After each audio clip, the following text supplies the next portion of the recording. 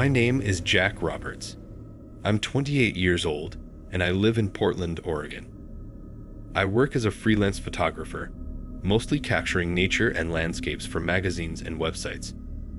I love what I do because it gives me a reason to explore remote, beautiful places.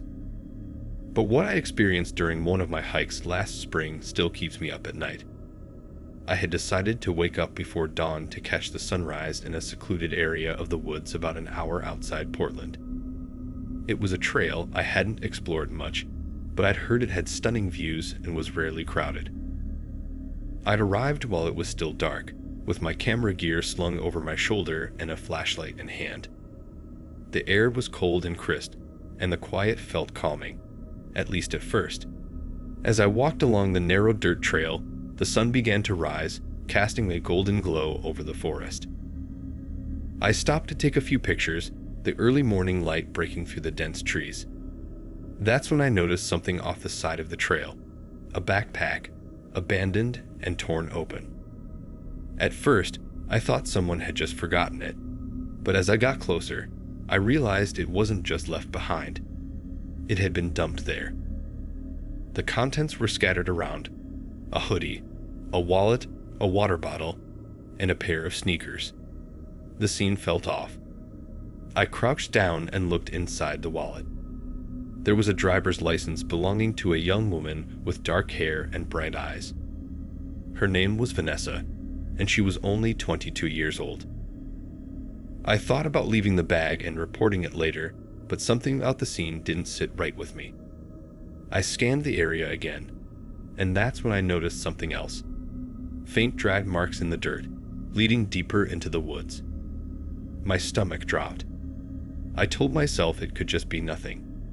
Maybe someone dragged a heavy bag or an injured animal. But my gut told me otherwise. Against my better judgment, I decided to follow the marks. With every step, my unease grew. The forest seemed to grow darker, the trees closing in around me.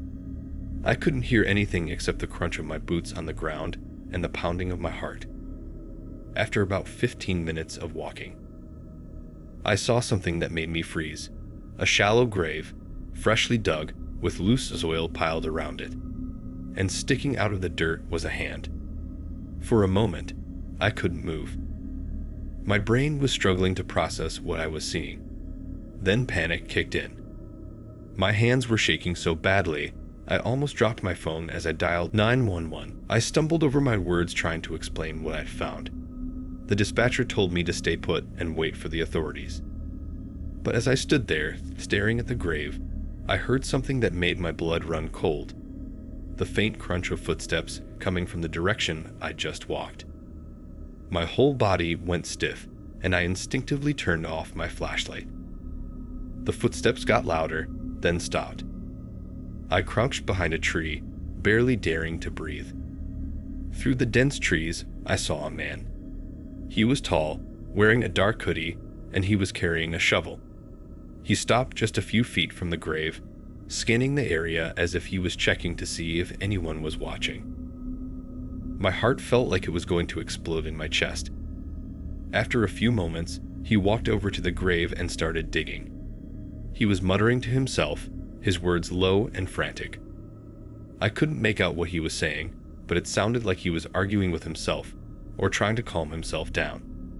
The sound of sirens in the distance made him freeze. He dropped the shovel and looked around wildly.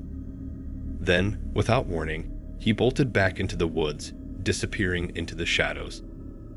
I stayed hidden for what felt like an eternity, terrified that he might come back. When the police finally arrived, I stepped out and waved them over. I led them to the grave, my legs feeling like jelly. The officers worked quickly to uncover the body, a young woman who matched Vanessa's ID. Her face was bruised, and there were clear signs that she had been strangled. The police later told me she had been hiking with her boyfriend when they got into a heated argument. He killed her in a fit of rage and tried to cover it up. What haunted me most was the realization that I had likely interrupted him coming back to finish the job. If I had arrived a few minutes earlier or later, the man might have seen me. I don't even want to think about what could have happened if he had. Now, every time I go hiking, I can't help but feel a lingering sense of dread. I've learned that even in the most beautiful places, danger can be lurking just out of sight. This experience changed how I view the world. What used to feel like a peaceful escape now feels tinged with unease. I don't know if I'll ever feel truly safe in the woods again.